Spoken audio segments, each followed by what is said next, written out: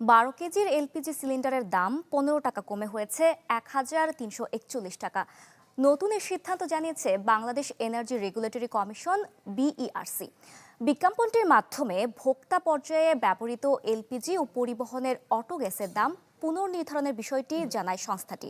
এর আগে এলপিজির উৎপাদন পর্যায়ে মূল্য সংযোজন কর প্রত্যাহার করে জাতীয় রাজস্ব বোর্ড এনবিআর। ফলে আমদানি পর্যায়ে 7.5% হারে শুল্ক আরোপ করায় দাম পুনর্নির্ধারণ করা হয়।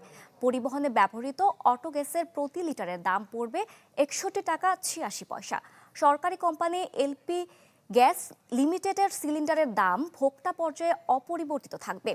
বিইআরসি বলছে, বেশি দামে কেউ বিক্রির অপতৎপরতা চালালে যদি প্রমাণিত হয় তবে আইনগত ব্যবস্থা নেওয়া হবে।